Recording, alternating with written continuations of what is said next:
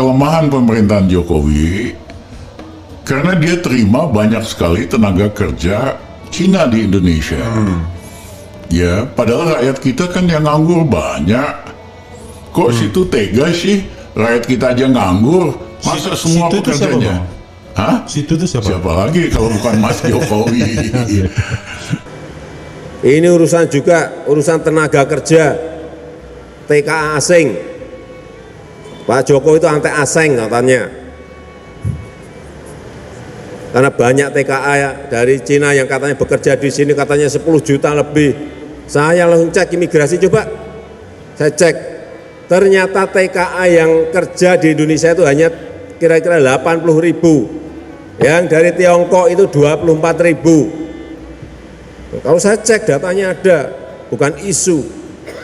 Ya, sekarang saya yang paling tahu persis sekarang Morowali 42 ribu lah orang pekerjaannya. Paling 3 ribu mereka 3. Dan juga yang saya senang waktu ke sana saya cek ini karyawannya. Saya dengar banyak yang boleh enggak Pak. Sekarang 98% itu adalah Indonesia. Dan yang saya senang lagi 40% itu adalah Papua. Masyarakat Papua. Ini ada sebuah transformasi teknologi, ada sebuah transformasi ekonomi yang kadang-kadang kita nggak sadar. Saya baru sadar setelah masuk ke sana, baru sadar bahwa ini transformasi ekonomi yang kita lakukan.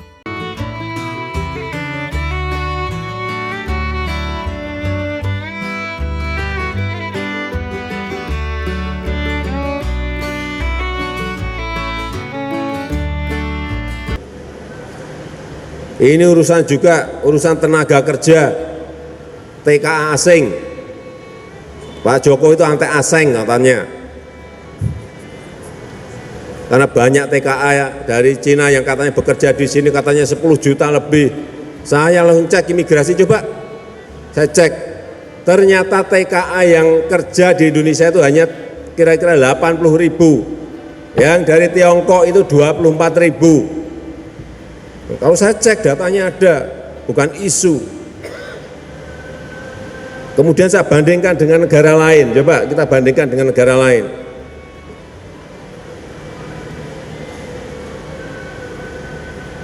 Ini tenaga kerja asing yang ada di Uni Emirat Arab. Berapa itu?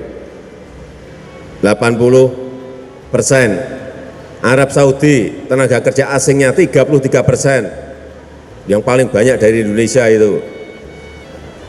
Di Brunei 32%, kita ini 1% saja nggak ada. 1% saja nggak adanya, 0,03%. Oh ributnya kayak diserbu.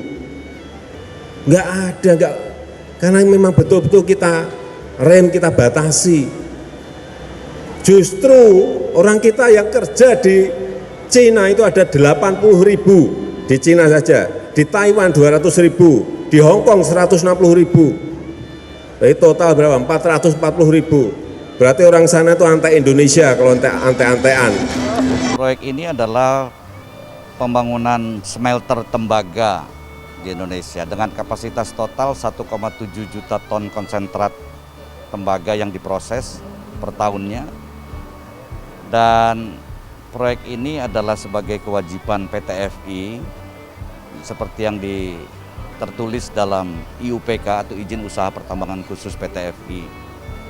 Di mana kami membangun kawasan industri terintegrasi sebesar 3.000 hektar yang terdiri dari 400 hektar pelabuhan laut dalam, 1.800 hektar kawasan industri, dan 800 hektar kawasan hunian dan komersial.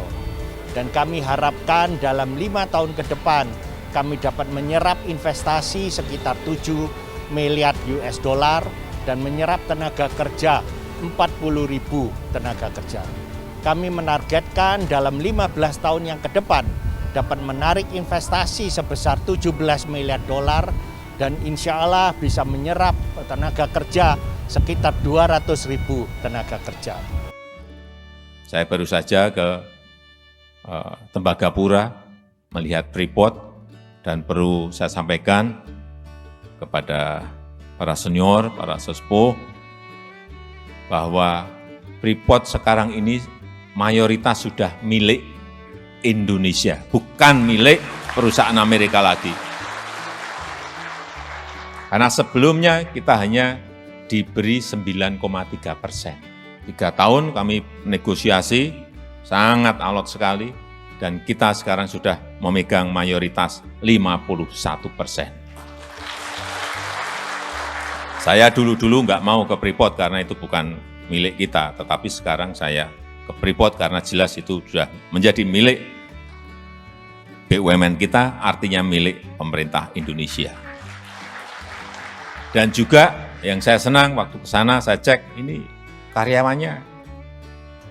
Saya dengar banyak yang boleh, enggak Pak.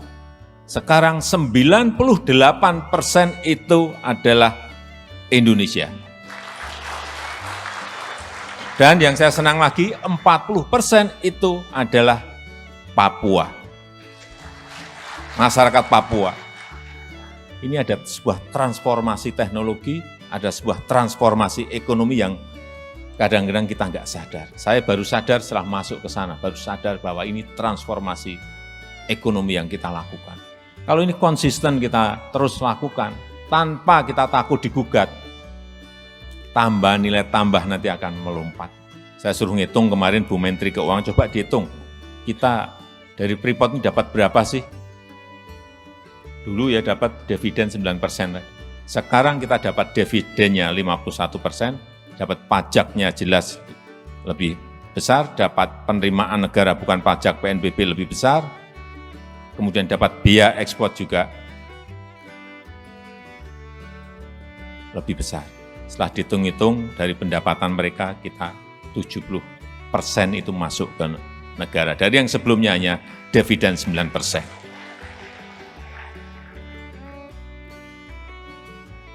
Kemudian juga Blok Rokan. Kalau Freeport itu sudah 51 tahun dikuasai oleh Freeport McMoran dari Amerika. Kemudian untuk yang di Blok Rokan, ini urusan minyak dan gas, yang sudah 97 tahun dikuasai oleh Chevron. 97 tahun. Sekarang juga sudah 100% dimiliki oleh kita sendiri.